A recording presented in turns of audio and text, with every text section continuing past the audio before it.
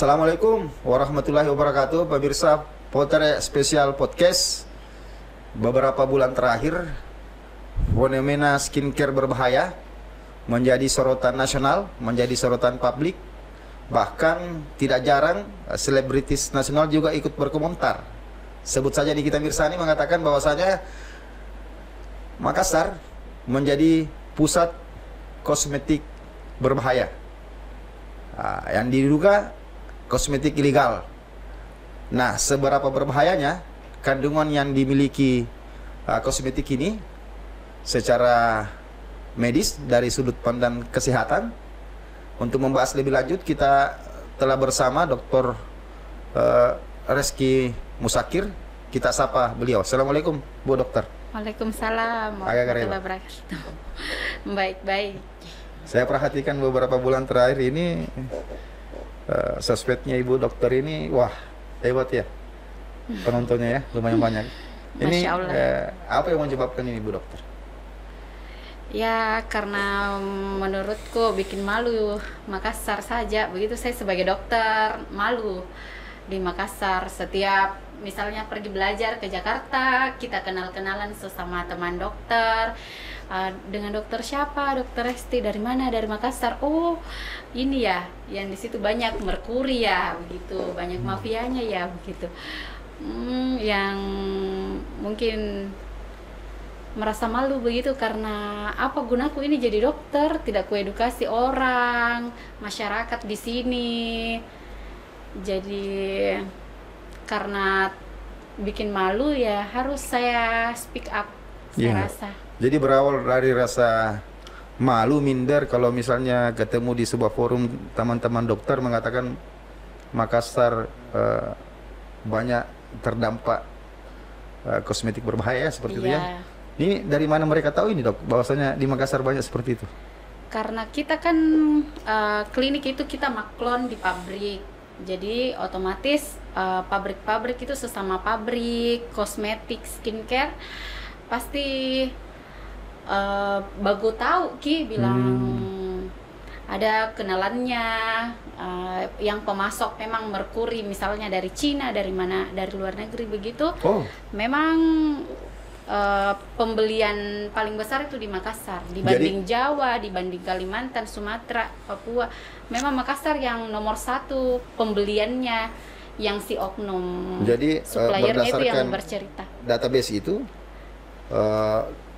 kuat dugaan bahwasanya di Makassar ini banyak produsen kosmetik seperti itu ya? Iya, di samping itu masyarakatnya juga mungkin tidak mawas diri. Sejak kapan Bu Dokter merasa terpanggil atau tergugah untuk memberi edukasi ke masyarakat terkait dampak dari kosmetik ilegal ini? Semenjak viral juga ini apa-apa, jadi saya merasa waktunya Mi. Saya ingat kemarin waktu ada arisan miliaran itu ya. Ini kan sempat booming juga di sejumlah media mainstream termasuk kami di MNC Media ini. Ternyata pesertanya itu adalah owner-owner skincare semua ya. Bergaya hidup hedon ya. Dok, tapi itu kan terlepas dari diskusi kita pada saat ini, kita lebih ke hal yang teknis secara medis. Ya, kira-kira dianggap berbahaya ini, apa yang berbahaya ini, Dok? Nah, merkuri itu adalah logam berat. Jadi bukan lagi logam ringan, sedang, tapi merkuri itu logam berat yang dia bisa membunuh secara senyap pelan-pelan ke manusia, karena bahayanya itu dia bisa masuk ke aliran darah. Nah, tujuannya digunakan untuk kosmetik ini seperti kenapa, Dok? Harusnya tidak digunakan di kosmetik. Tapi kalau digunakan ini apa dampak bisa positif membunuh secara kasat matanya? Dampak positif secara kasat matanya ini, Dok? Bisa melasma flek, bisa okronosis, bisa rosacea, breakout, jerawatan, kanker kulit, sehingga masyarakat yang mau skincare murah makanya dia beli krim merkuri yang harga 100.000 misalnya, 50.000, 20.000, tapi pengobatannya nanti akan lebih mahal. Nah, kalau ini betul kan miris. Iya. Kenapa saya katakan miris? Karena diproduksi secara massal, digunakan secara massal. Ini selain merkuri masih ada kandungan zat yang berbahaya lainnya. Selain merkuri ada hidrokinon. Jadi hidrokinon itu dia menghalang melanin kita tumbuh. Melanin itu kayak tinta hitam sebagai pelindungnya kita kalau kena matahari. Dia kekebalan tubuh, kekebalan kulit. Jadi kalau kita pakai hidrokinon sama merkuri secara bersamaan, itu kekebalan kulit itu tidak ada sama sekali. Dan merkuri itu bikin sel kulit jadi mati. Akhirnya tidak ada payungnya kita kalau kena matahari. Makanya gampang sekali berflek, gampang sekali kena kanker, dan bahkan ada sampai yang meninggal janinnya, Kak. Iya. Di ini Sangatta. Saya sedikit penasaran. Ini kan dua saat ini berbahaya untuk kesehatan, tapi justru menjadi favorit digunakan di sejumlah kosmetik di Indonesia, khususnya di Makassar ini. Kenapa bisa digunakan yang dua? Apa dampak positifnya dok untuk kulit? Kalau dampak positifnya dari sisi kasat memang mata ya, dari sisi kasat mata cepat glowing, cepat putih. Beda dengan skincare yang ber-BPOM, real ber-BPOM, yang aman, yang sehat, pasti akan cantik natural. Sedangkan kalau kita pakai merkuri itu cantik toksik, tapi harganya murah, hasilnya cepat dalam waktu 3 hari. Dan marketingnya memang luar biasa. Mereka itu overclaim bisa mengobati, bisa memutihkan. Padahal skincare yang bernutrisi itu, yang aman, tidak bisa mengobati. Karena skincare itu terbagi dua. Ada yang nutrisi, yang betul-betul real BPOM, yang bisa dijualkan bebas di toko-toko kosmetik. Ada yang skincare yang sifatnya seperti obat keras. Obat keras itu biasa kita kalau ke klinik, harus dengan konsultasi dengan dokter dan diresepkan sama apoteker. Nah, itulah di Makassar ini paling besar penjualannya yang obat keras ini dijadikan kosmetik. Padahal kalau kulitnya orang normal butuhnya skincare yang nutrisi. Kalau kulitnya orang sakit baru butuh skincare yang keras tadi, yang ada kandungan obatnya, yang ada hidrokinonnya. Tapi ini di Sapurata ya dok? Di Sapurata. Teman-teman dokter yang lain tahu ada hal seperti ini, khususnya yang spesifik mengurus masalah apa? Tahu karena sudah viral. Sudah viral ya.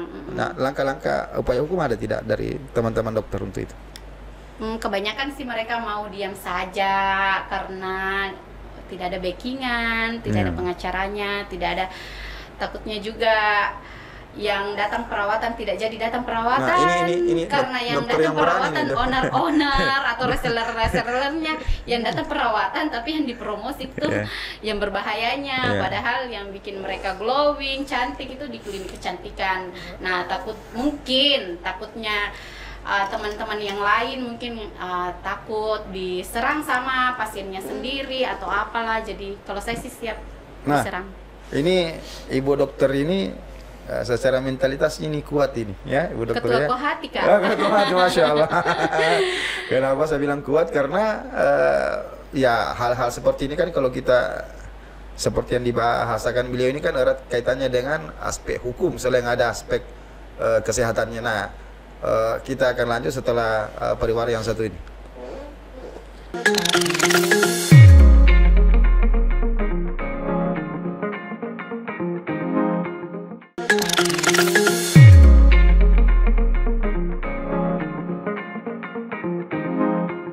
Ya, kembali bersama saya Yusuf Alfarisi di program Potere Spesial Podcast.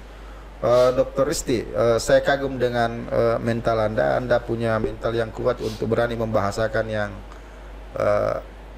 dampaknya buruk terhadap masyarakat. Ini aku yakin ini bagian dari tanggung jawab moralnya sebagai seorang dokter. Tapi di satu sisi dok, selama melakukan monitoring, analisis terhadap ini kan setiap hari kan bukannya berkurang malah bertambah ya dok ya. Iya. Merek-mereknya juga itu malah semakin bertambah. Iya, alhamdulillah karena pasien masyarakat itu teredukasi lah. Saya tertipu begitu karena kan mereka itu tempel di produknya ber-BPOM, jadi memang tertipu. Pengamatan kami di News TV, di MNC Media justru yang pengguna ini grafiknya jauh lebih banyak dibanding yang sadar secara sadar bahwasanya ini berbahaya untuk kesehatan ini dok. Ini kalau di Makassar ini dok, berdasarkan monitoring Anda ini ada beberapa merek yang beredar hingga saat ini yang khusus diproduksi di Makassar. Artinya yang diproduksi di Makassar ini. Di Makassar mungkin yang diproduksi mungkin baru 20-an karena mereka baru bangun pabrik. Saya contoh ownernya, contoh owner. Kak Yusuf owner pabrik.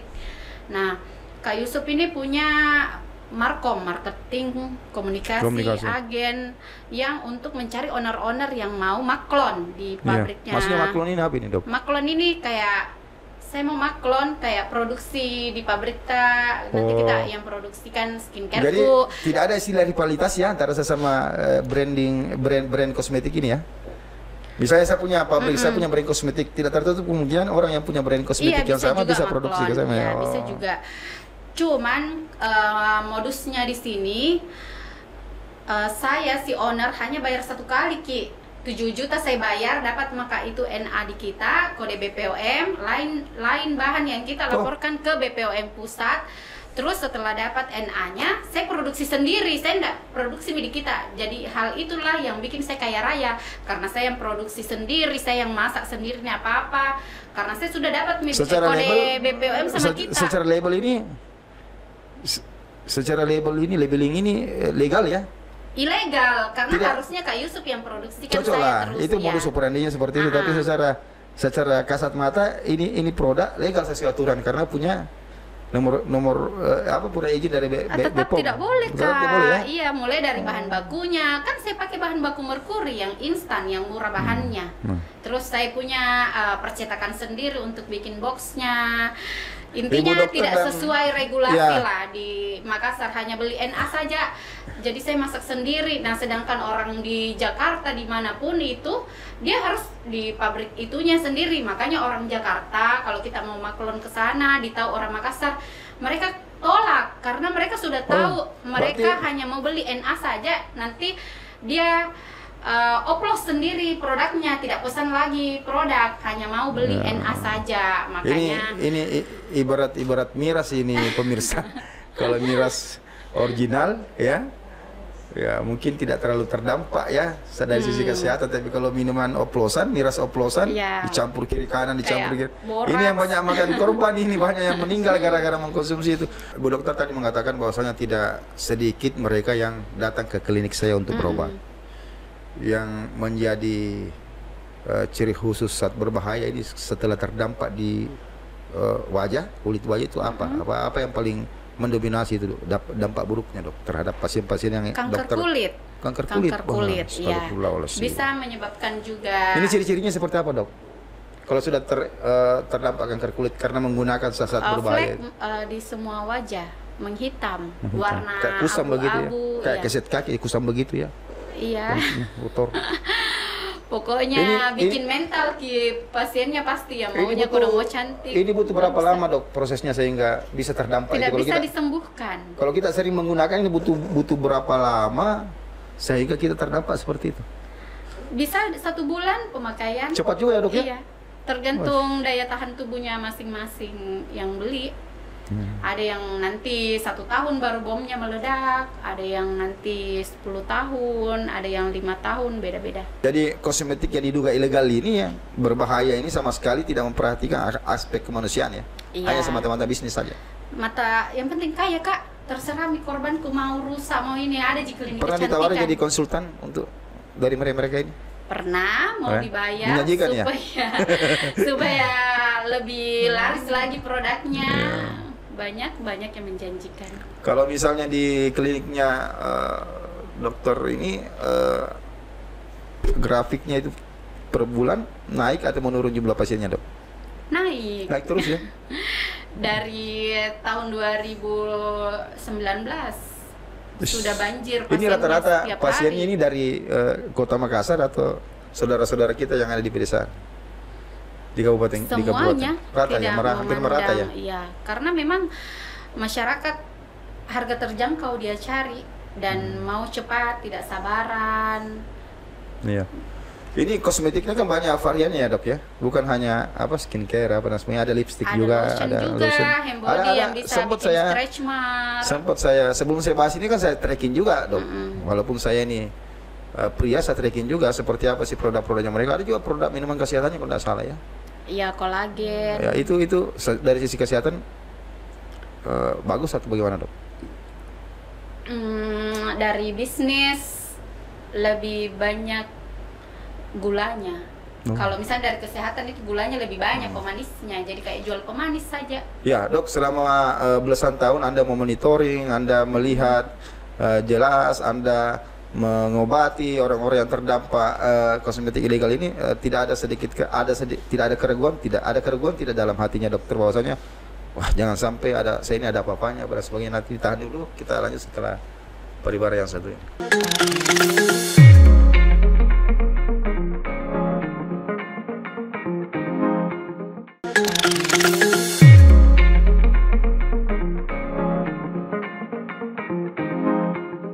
Tiba kita di segmen terakhir Potter Special Podcast, masih bersama Dr.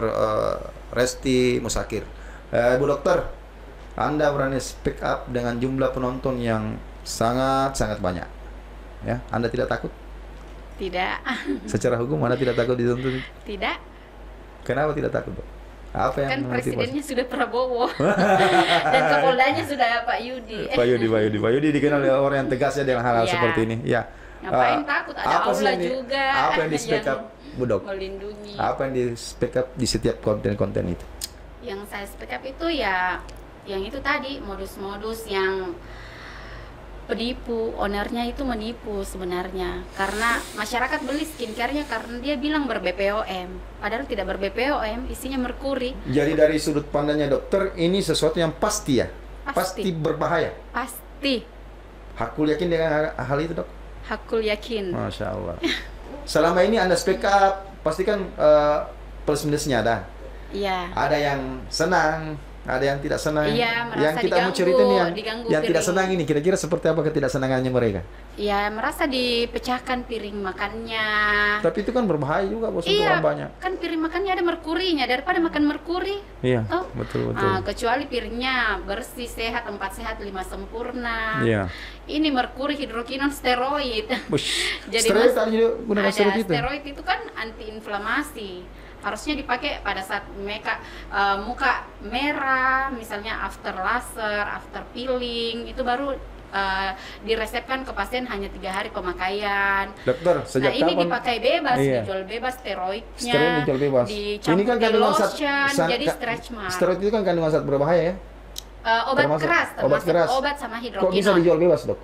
Untuk karena dicampur. suppliernya, jadi kalau si supplier di Makassar ini sebenarnya tidak ada juga owner-owner. Jadi ada khusus owner skincare, ada supplier bahan baku.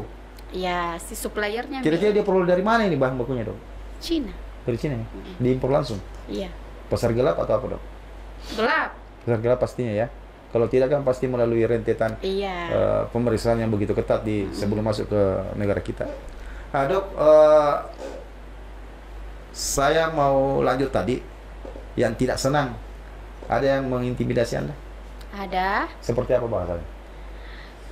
Contoh dibully lah, kliniknya katanya sepi, jadi kurang kerjaan, orang sekarang susah cari teman, dia cari musuh. Nggak apa-apa dimusuhi Kak, yang penting masyarakat terlindungi. Anda tidak merasa takut dengan hal disantet atau di apa? Kan ada surah Al-Baqarah dibaca, ayat kursi. Tapi netizen ini tidak jarang juga yang mendukung Anda, Dok ya? Iya, karena mereka bilang percuma edukasi kalau masyarakatnya sendiri bodoh, butuh. Termasuk saya salah satunya, Dok ya. Saya DM tadi, Dok, saya aja untuk jadi narasumber di sini. Karena saya buntu juga, Dok. Saya buntu tidak bisa mendapatkan narasumber yang tepat untuk membahas ini. Ya, saya terus saran saya pemirsa ya, keberadaan Dr. Resti di sini saya belum pernah berbincang sebelumnya, Dok ya. Sebelum kita syuting ya, belum pernah ketemu. Japri dari via media sosial apalagi ketemu sebelum ini ya, Dok ya. Tapi saya memberikan diri untuk menghubungi beliau melalui Instagramnya beliau karena saya menganggap wah ini kami juga media sosial ini media mainstream ini punya tanggung jawab moral untuk memberi edukasi ke masyarakat bahwasanya jangan gunakan merkuri berbahaya, harganya murah tapi banyak yang rusak kulitnya. Nah, Dok, apa yang paling terkesan setelah Anda mendengar penyesalan yang dari pasien-pasien ini? Kira-kira apa masih ada harapan mereka untuk kembali mukanya seperti dahulu atau bagaimana, Kak, Dok? Untuk pengobatannya itu kita tidak janjikan bisa sembuh 100%. Jadi kalau misalnya dia sudah okronosis. Jadi jejak yang tersisa seperti apa secara fisik? Kalau sudah tidak bisa disembuhkan lagi, Dok? Dia kayak tato, Kak. Itu okronosis itu kayak tato flek hitam. Kayak lebam-lebam begitu ya? Jadi saya tanya pasienku, biar mau bayar Kak 1 miliar, jadi 10 miliar tidak bisa aku sembuhkan Ki dalam waktu dekat. Mau sembuh 100% tidak bisa. Jadi bagaimana nih dong kalau mau ke pengantin? Pakai Mami Foundation. Ini berbahaya ya. Kita lanjut ya, Dok ya. Ini mereka menyesal ya, Dok ya? Menyesal. Ya. Terus jengkel, kenapa mereka penipu begitu, dia bilang ber-BPOM ternyata isinya merkuri, kenapa saya bisa lengah sampai saya pakai bertahun-tahun. Saya sudah tahu sebenarnya ciri-cirinya, tapi sudah yakin Kak sebenarnya ini berbahaya. Tapi kalau saya lihat lagi live-nya owner, kenapa bisa laris, kenapa bisa ini banyak yang pakai, berarti aman karena dia lihat ownernya cantik, pakai selebgram, sukses. Jadi mereka bilang mungkin aman sih, apalagi di kemasannya memang ber-BPOM. Ada pertanyaan yang sedikit menggelitik saya nih, Dok ya. Kira-kira owner yang memproduksi branding ini dia gunakan juga kosmetiknya atau tidak? Tidak kalau yang penipu, yang berbohong. Karena banyak pasien. Tapi bisa dikata owner ini tidak ada yang terpapar dampak negatifnya, Dok. Kinclong-kinclong semua mukanya. Kalau kita lihat di media sosial. Ada juga yang terpapar ya? Kalau live pakai foundation contohnya. Iya, didempul ya, Dok ya. Iya. Karena mereka kan pasti sudah trial error juga. Misalnya mereka pernah pakai 1 tahun, ya pengobatannya nggak bisa 1 tahun. Pasti pengobatan itu lebih lama daripada pengerusakan. Jadi kalau orang pakai 1 tahun, pengobatannya bisa sampai 10 tahun. Dok, kita berada di sesi terakhir bincang-bincang kita di program spesial podcast ENews TV. Bu Dokter, sampai kapan Anda akan berani untuk speak up soal itu? Selamanya. Selamanya? Iya. Sudah, tekadnya sudah bulat ya? Iya.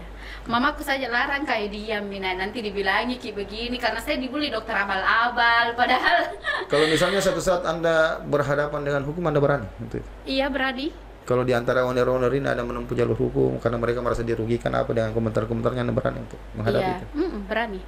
Support dari keluarga, orang di sekeliling juga lumayan? Tidak ada yang support sebenarnya. Tidak support ya? Sendiri. Masya Karena kan saya pernah jadi ketua BEM Kastrat, koordinator Kastrat di Unhas. Pernah jadi pimpinan sidang waktu Makassar Timur, ketua Kohati, aktivis 15 organisasi waktu kuliah. Jadi memang muncul kembali ya kusanya.